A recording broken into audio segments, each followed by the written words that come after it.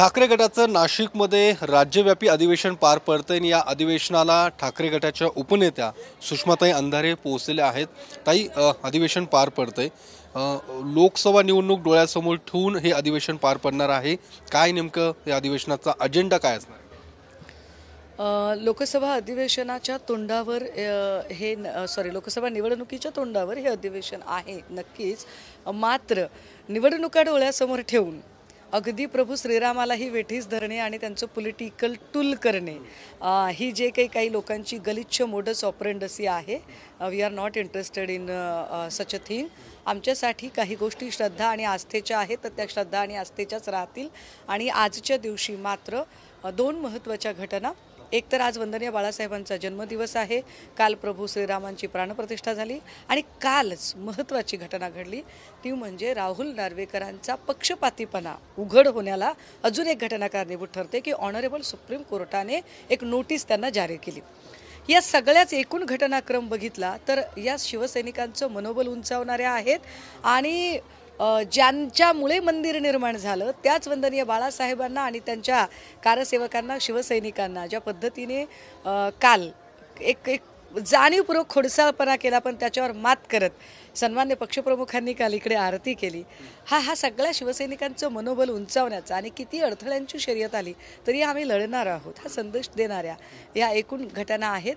आणि याच पार्श्वभूमीवर आजचे ठराव, आजची भाषणं आणि रोडमॅप सगळंच महत्त्वाचं असेल। जसं तुम्ही आता काळाराम मंदिराच्या संदर्भातला उल्लेख केला, काळाराम मंदिरात जाऊन आरती केली उद्धव ठाकरेंनी, यावरच आशिष शेलारांनी टीका केलेली आहे। डोंगी राम भक्तांना काही प्रश्न त्यांनी केलेले आहेत, जसं मुलायमसिंग यादव यांच्यासोबत मैत्री करणं, ज्यांनी त्यांचे हात रक्ताने माखलेले आहेत, लालू प्रसाद यादव यांनी रथयात्रा अडवली, या सगळ्या काही प्रश्न आशिष शेलारांनी कालच्या या सगळ्या महाआरतीनंतर उपस्थित केले।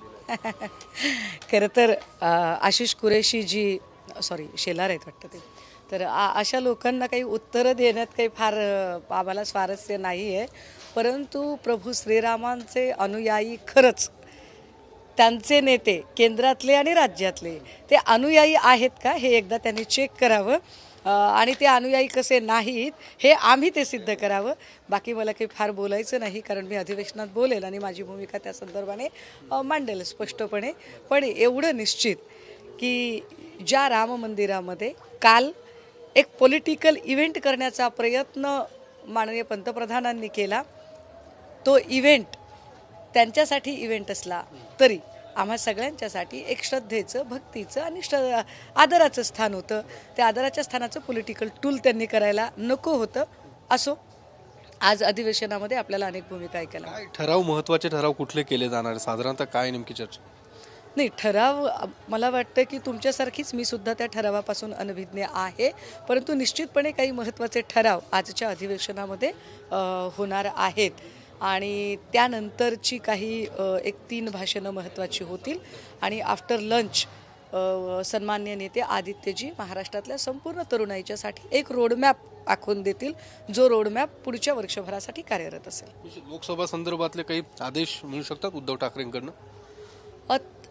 मला वाटतं जाहीर सभेमध्ये तर ते बोलणारच आहेत, परंतु अधिवेशनामध्ये निश्चितपणे येणाऱ्या काळामध्ये लोकाभिमुख काही मुद्दे घेऊन लोकांमध्ये जाणं किती महत्त्वाचं आहे यावरची एक दिशादर्शक अशी गाईडलाईन आम्हाला मिळू शकते। धन्यवाद। तर सुषमा अंधारे होते, ज्यांनी या संपूर्ण अधिवेशनामध्ये नेमकं काय, कशा पद्धतीचे ठराव होणार आहेत, आगामी लोकसभा निवडणुकीच्या पार्श्वभूमीवरती नक्कीच या अधिवेशनाला सुद्धा तितकंच महत्त्व असणार आहे। कॅमेरामन अभिजित पिसेसह योगेश बोरसे, TV9 मराठी, नाशिक।